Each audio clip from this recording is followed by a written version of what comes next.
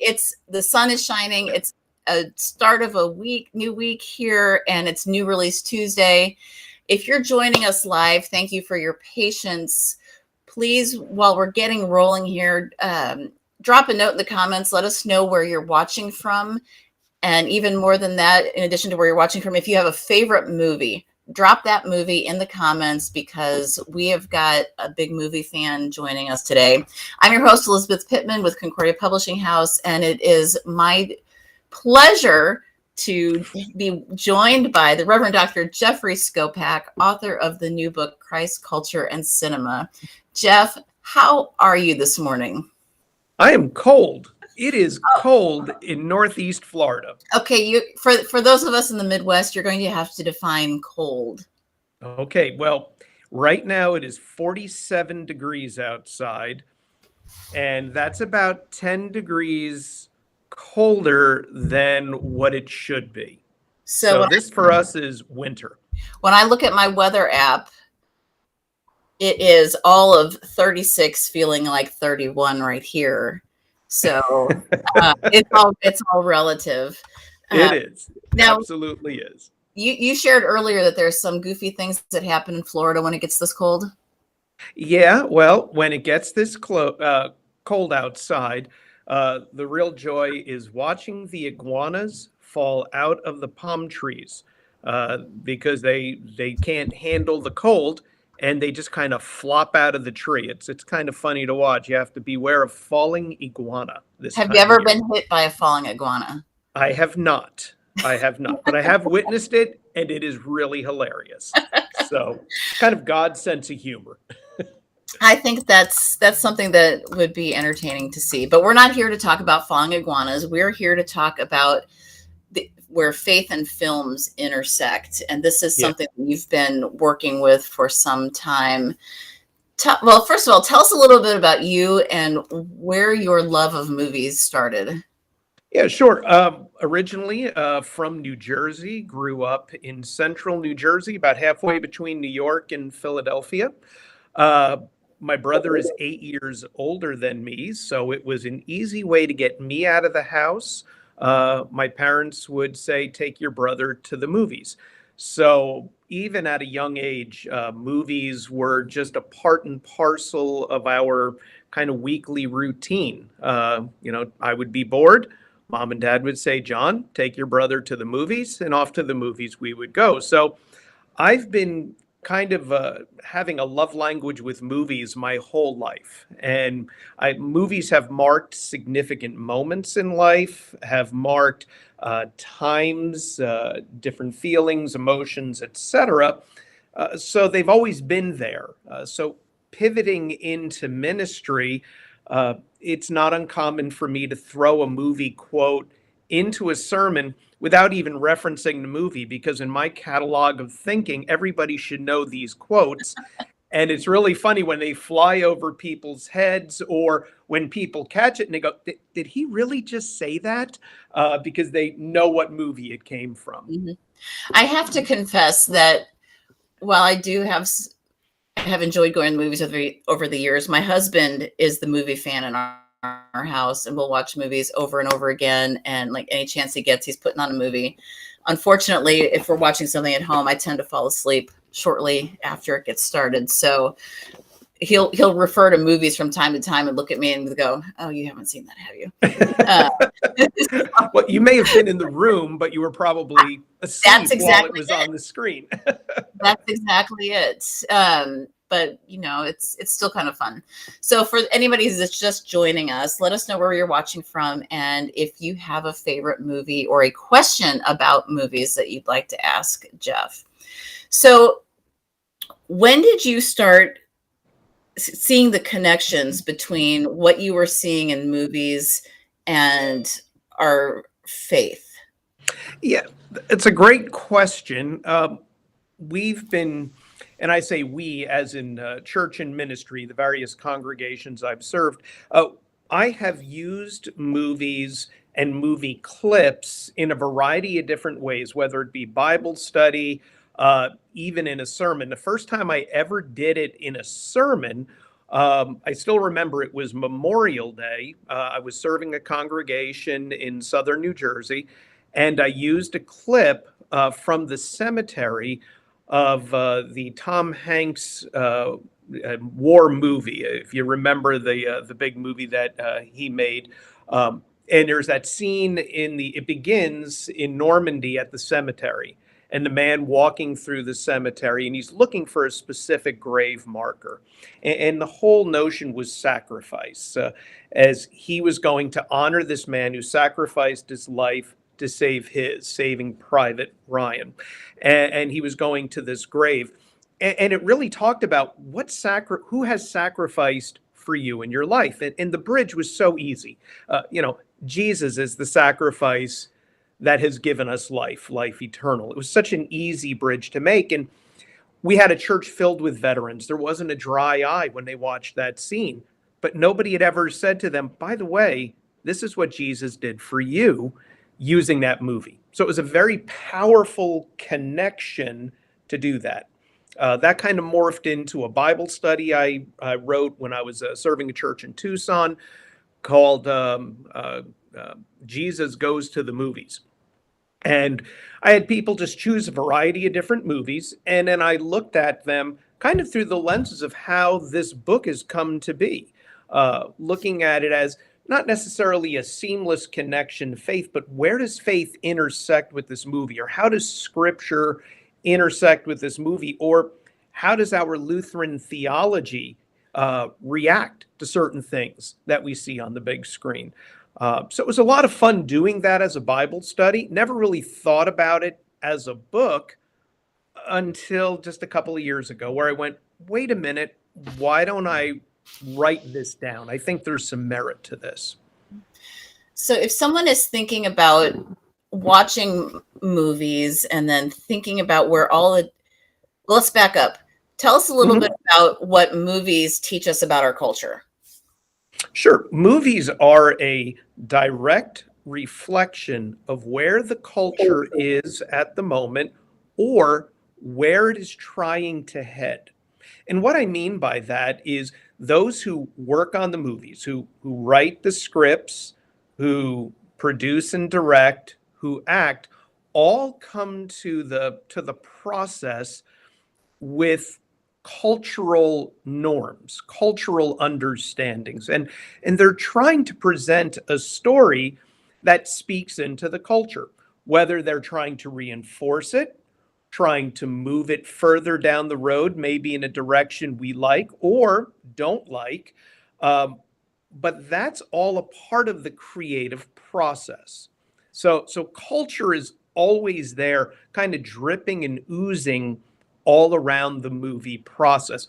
It's funny, yesterday I played golf. It was really cold on the golf course too.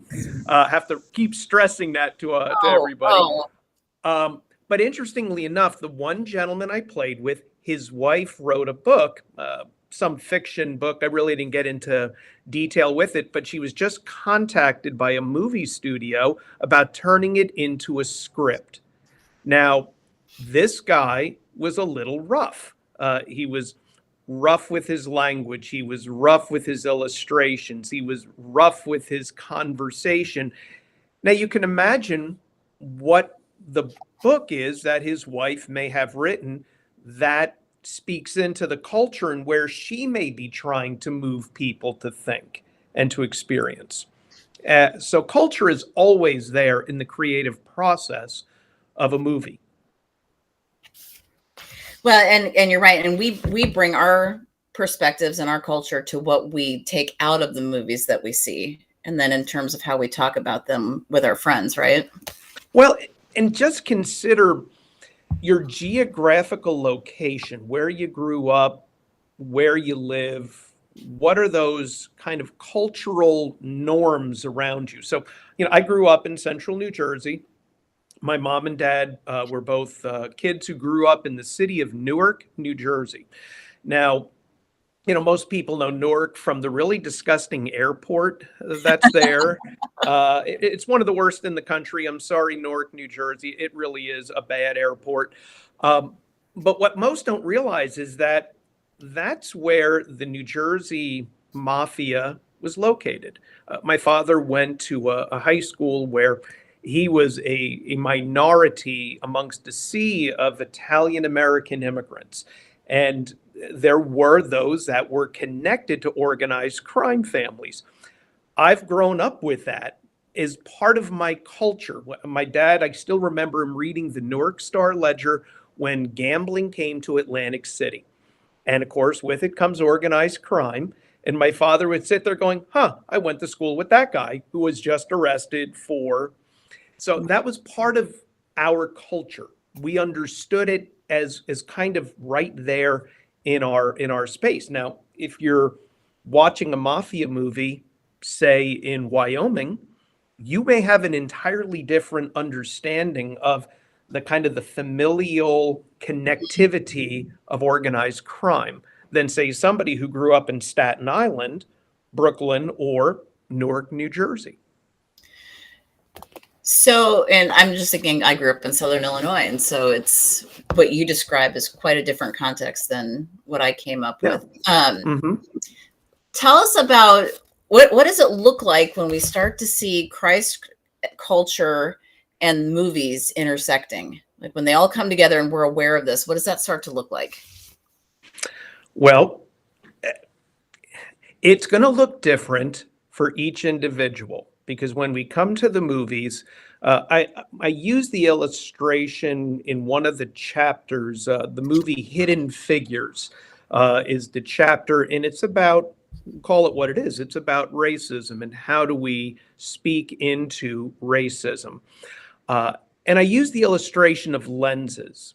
We wear lenses that are culturally conditioned, but they're also spiritually conditioned. You know, we as Lutheran Christians have a very sacramental view. We have a very Christ centered view. So when we sit down to watch a movie, those lenses are on. The Mhm. question is, are we choosing to apply what the lens is feeding us as we look at the movie? So I can go and watch a movie. We just watched Encanto. My wife and I watched Encanto. It's a new animated movie by Disney about a Mexican family. Uh, Beautiful movie. It's not my favorite, but as I watch the movie, my lenses of culture, what is a family? How do we treat each other in the family? What is the glue that holds us all together is one of the lenses. Then I have this spiritual lens that says, what is the how is Christ present in this? How is my faith receiving what I'm seeing on the screen? I would tell you in Encanto, there's this we take the fourth commandment, honor your father and mother.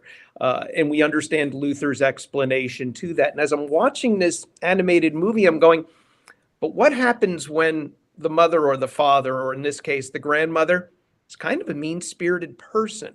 Mhm. And my spiritual lens is trying to how does this little girl continue to honor her grandmother even though she's not very kind to her, and seeing that unfold as I apply it in that scene of the movie. So it's always there. The question is, are we asking the significant questions as we watch the movie unfold? Well, and I think what I'm hearing is taking an intentional approach to what we're consuming. We're bombarded Mm-hmm. with media every day, whether that be on at the movies, through television, through music, and we can either just kind of numbly let it go by and let it without our no even realizing it shape us, Yes. or we can step back and be intentional about what we're taking away from that and how we're letting it impact us.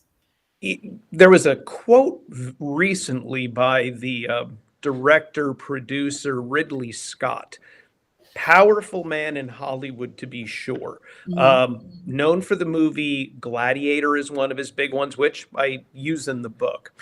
And he talks about how Disney and the Marvel productions are changing culture and not for the good.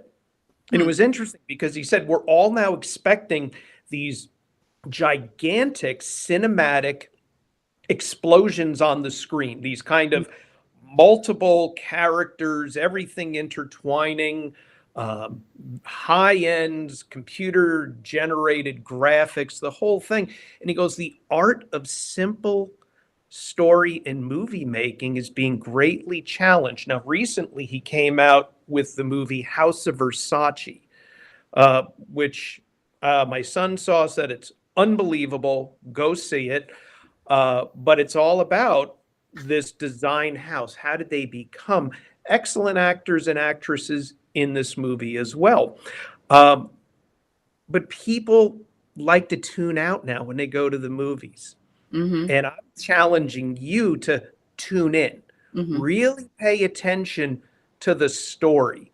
There's way more there than the graphics and the images and the costumes but what's at the root of the story?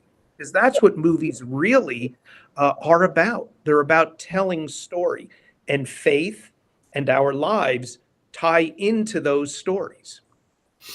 And we, story is a great way of communicating and helping understand what we're experiencing, and we see that when culture plays out on the screen.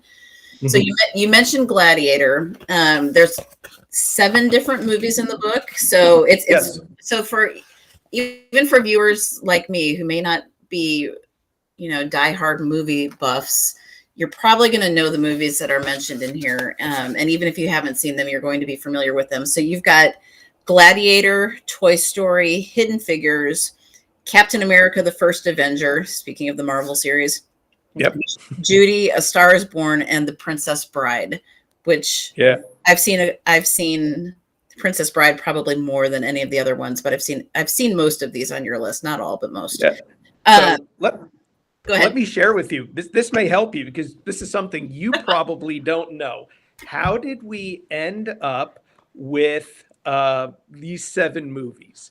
So the first, Gladiator, it's on television now Mm-hmm. all the All the time, time. absolutely all the time. So one of the parameters that CPH asked me to consider was, um, choosing movies that even a moviegoer, a non-moviegoer, Mm-hmm. might have seen somewhere. So Gladiator was one of those.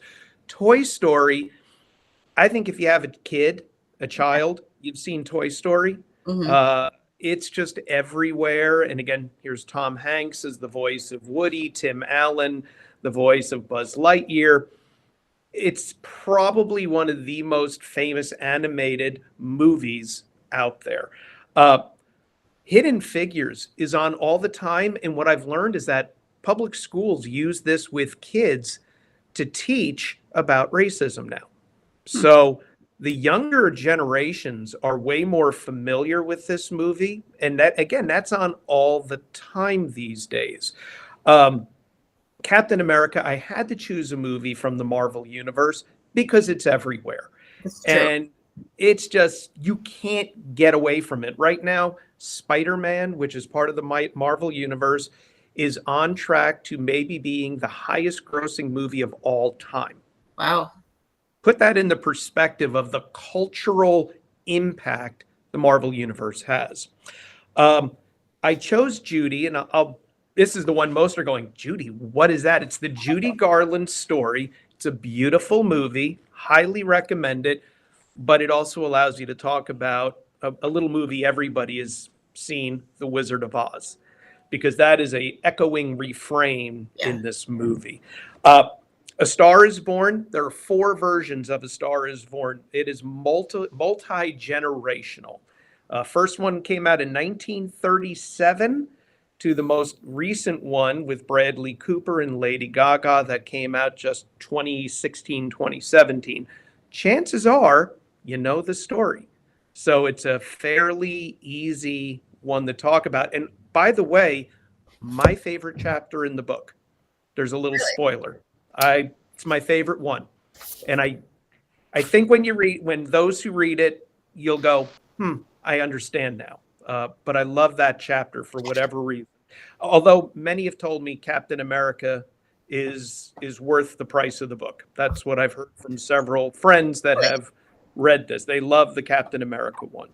And then finally, The Princess Bride. And a couple of years ago, it was actually on the cusp of the world shutting down with the pandemic. We had the Concordia Chicago choir here at our church. We were their last stop, and then the world shut down due to COVID. So we were scrambling, trying to figure out how to get them back to Chicago. But we had a few of the girls staying at our house, and I was talking to them about this idea of the book. And I said, tell me a movie that you would want included in the book. Unanimously, they all said The Princess Bride. So I'm like, well, if I write this, I better include Better. it if, if these young women are telling me that must be in the book. So, Well, I'm curious. Do you think that the chapters that people are resonating with are based on the movie or the kind of theme that you pair with it? Because each movie is paired with a theme. And so you address topics like we talked about cultural collisions. You address leadership, mentorship, ordinary is extraordinary. So you tie these themes to them. Do you think it's the theme or the movie or some combination therein that is really striking a chord with people? yeah, I think the movie, we're all going to see different themes emerge in the movie. So, like Gladiator, I talk about the crowds. Nobody watches the movie Gladiator and focuses on the crowds. They're focusing on Russell Crowe as, Maximus on the arena floor doing his thing. I mean, that's kind of where the director wants us to focus. But what since I've seen this movie probably 15, 20 times, I start watching different things in the movie. I start focusing on different things. Uh, and all of a sudden, I realized in watching that movie that what moves everything along is the power of the crowd from the very beginning to the very end of that movie, of what the crowds really are doing. And that all of a sudden got me thinking about, well, where are the crowds in my life? Where am I in a crowd? And I use an illustration of being at a New York Jet Green Bay Packer football game with my son, and the enormity of the crowd and how it can dictate and change what's going on in the field. And if anybody tuned into any of the football games this weekend, I think all but one home team won. Now, why is that? There is a reason we call it home field advantage. The crowd has power and definitely has input into what's going on the field. With the noise, with the kind of the thunderous feel, the energy, and players feed off of that. So you may go watch Gladiator, and you may see something entirely different. So as I look at this, I think for some, as they start reading it, the theme resonates with them, but all of a sudden they start seeing this movie differently. And then as I layer in biblical illustrations, a la like Captain America, it says, don't be a superhero is kind of the theme of that chapter. Think of all the people in the Bible. I always laugh when I go back and you go into some of the Christian bookstores, and they'll have like heroes of the Bible. And you realize every one of those heroes were sinful and flawed. And we don't necessarily teach some of the flaws in Sunday school. So all of a sudden, as an adult, you start reading some of these stories and you're going, well, that was pretty graphic. Well, that didn't go the way I thought it went, or this person's life didn't end the way I thought it was going to end. Because we look at snippets. We don't look at the whole picture. Right. And I think that resonates with people.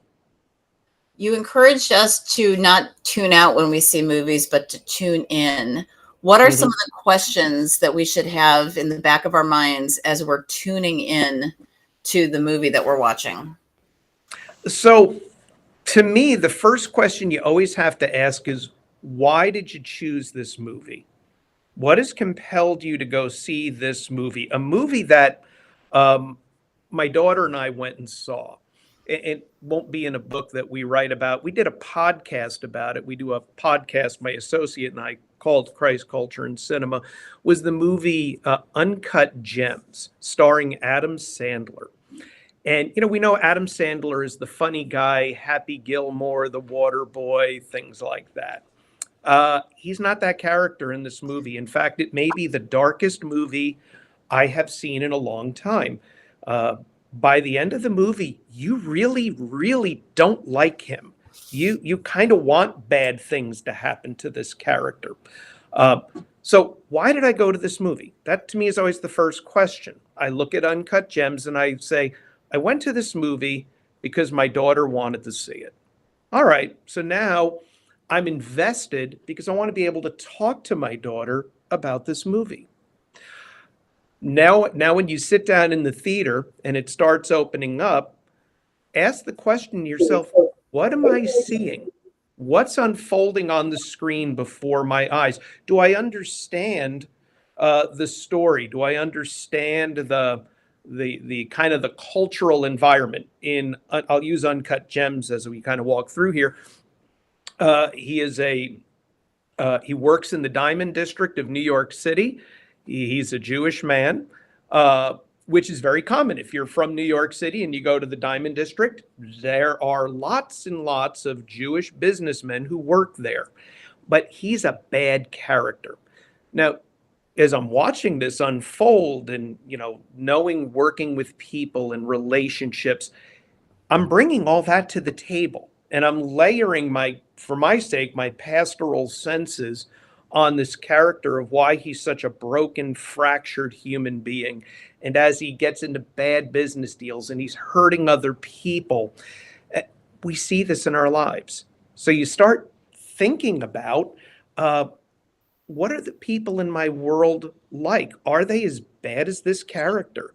Are there those that need the law of God kind of spoken very clearly and directly to them? You start bringing this into your cinematic experience, so to speak, and then let the story also be the story. I always think that's an important piece of movies. Is sometimes the movie is just a simple story, and that's okay. In this case, at the end of it, you kind of knew where all the roads were going to lead in Uncut Gems. And when it gets to the end, you're exhausted. I was emotionally exhausted because it was like, finally, this is over. But it was kind of okay, it's over, because that's the real world. I mean, that movie does a great job of portraying the kind of the gross underbelly of the real world. Mm-hmm. Now, realizing people have different levels of taste and different thresholds of tolerance. So pay attention to the ratings.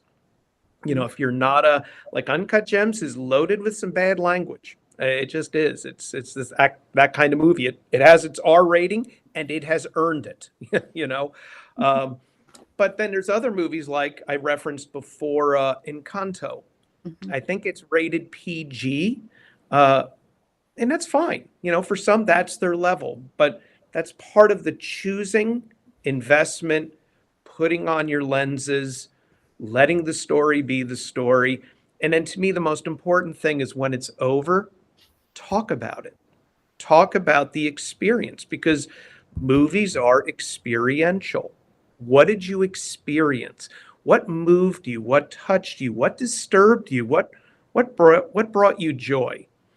At the end of the Star Wars episodes 4, 5, and 6, here we're going to go into the Star Wars machine. I'm laughing. I have long told my husband and my 3 sons over the years that it's my goal to remain blissfully ignorant of all things Star Wars. So I'll take your word for this. You're going to take my word for this. At the end of episode 4, there's great celebration. And we want to celebrate at the end of it. That movie is fast moving, takes us through this kind of imaginary science fiction world, but arrives at a point of great celebration. Episode 5 leaves us hanging. our hero Luke Skywalker is, combated Darth Vader and for all intents and purposes has been beaten badly. Han Solo, who we love, is frozen in carbonite and being taken off. Everything is at a loss. And we're at a lull. And then episode 6 comes along and takes us right back to the top of the mountain. Mhm. And we want to make those journeys in life, don't we? Mhm. We want to see the ups and the downs, and we want to see the heroes win and the heroines win, and so on. It is always, it's nice to see. We if we're, especially if we're in a valley, we want to see that upswing to be on the highs. This, you mentioned movies being experiential, and it strikes me that the book Christ, Culture, and Cinema is a great conversation starter and really can spark some conversation in different audiences. Tell us how you imagine people using the book. Let me give you a couple of different ways. I think the most valuable way of using the book is reading it with others. To me, part of the joy of going to a movie is being in the theater, hearing the popcorn, hearing the collective gasps and sighs and cheers. And you don't get that at home. If anything, the pandemic robbed us of that. Less interaction. Mm-hmm. And I like the fact that at a movie theater, I can't pause it. The story just needs to play out. At home, I did this last night. I put on the movie The Eternals, new Marvel Universe movie. It's on Disney Plus. And it was real easy for me to pause it, get up, go to the kitchen, pause it, answer the phone. And I lost the continuity of the story. So I would say go to the movies, is important. Now, for the book, do it together. Read a chapter, watch the movie together, or watch the scenes together. I put in there the timestamps from the DVDs, which I think if you go find it on Netflix or one of the streaming services, you'll be able to figure out where we are in the movie. I think the timestamps should pretty well match up.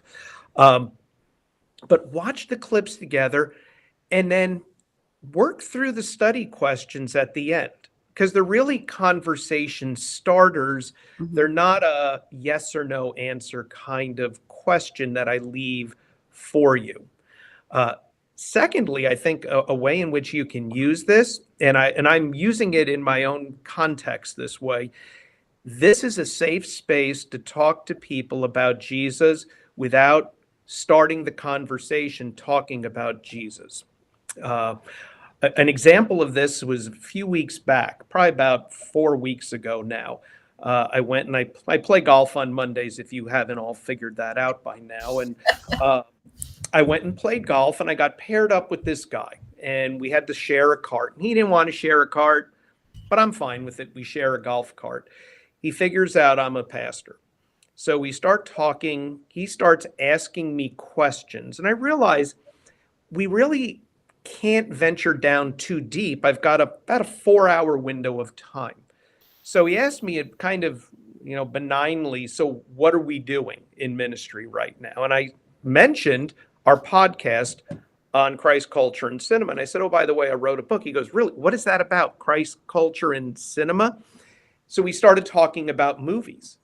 And as the story unfolded, the man shared with me that his wife was not, did not grow up in a home where they went to church, knew Jesus, and he wanted her to know Jesus. He goes, she loves movies. He goes, this is where we can connect. He wrote down the information on the book. He was going to order the book that day, and he said, this is a way we can talk spiritually in our home, where we're not just directly talking about a Bible book or so on. He goes, this is such a nice, easy way for my wife to see how spirituality runs throughout everything. So to me, it's a real handy tool to start talking to your neighbors and friends who may not go to church, probably don't go to church, but they do watch movies. Well, and it's I think there's a wide age range too. I could see even up high school kids, this being like a high school Oh yeah. conversation through college and on up.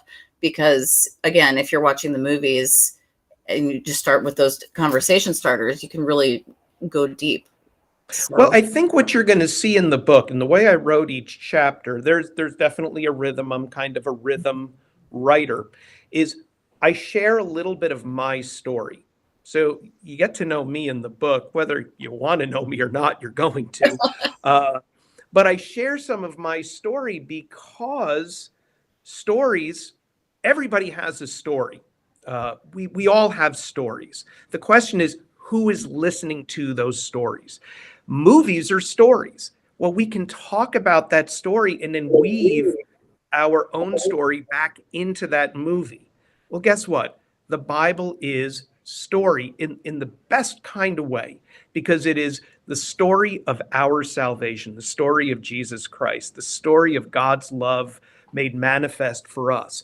And how does that story then interact with our story as we see it being played out on the big screen? So it's, to me, it's such an easy vehicle and handle for us to use as Christians out in the world.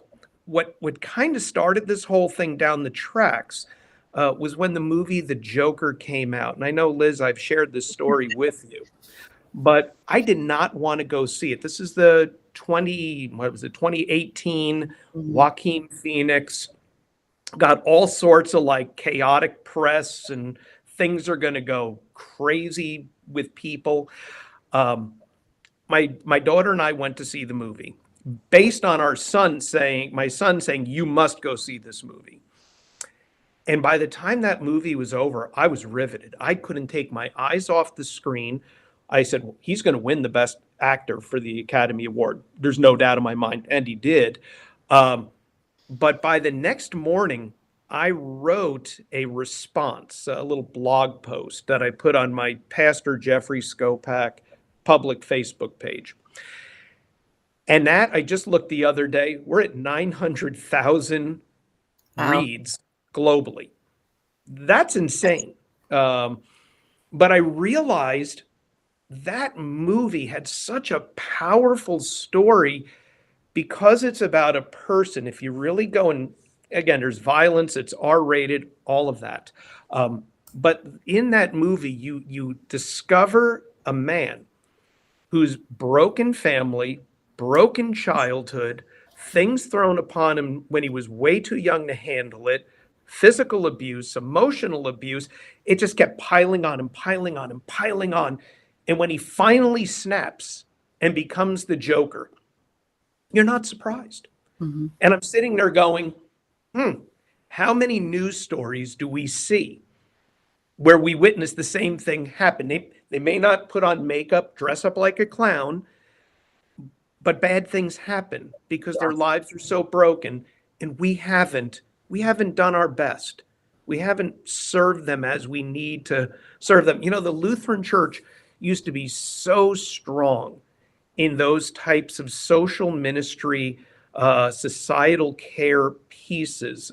Here in Florida, we have the Lutheran Haven, a retirement community nursing home down in Oviedo. Many people know it. They advertise occasionally in the Lutheran Witness, I've seen. What most don't realize is when the Lutheran Haven started, it was a nursing home and orphanage. Hmm. Most don't realize we ran an orphanage. Now, the government has taken that back, right? They do all the orphan stuff these days. Have they done a good job of it? Or is that a place where the church really was doing great things? Now, I'm thinking about this while I'm watching the movie, The Joker, because I'm looking at it saying, what is the church's responsibility here? What could we be doing better? What is the care? Here in Florida, we have the Lutheran Counseling Center. That's a fabulous tool. Do we need more of that in our world today? But the Joker got me thinking about it. Well, So bravo to the movie. it's a great reminder that we as Christians have an opportunity to influence the culture around us and not sit back and just solely be influenced by it and led along. So, as you mentioned, we need to tune in rather than just sitting idly by. So, for folks listening, it's worth picking up, especially if you love movies and you want to start some conversations with your neighbors.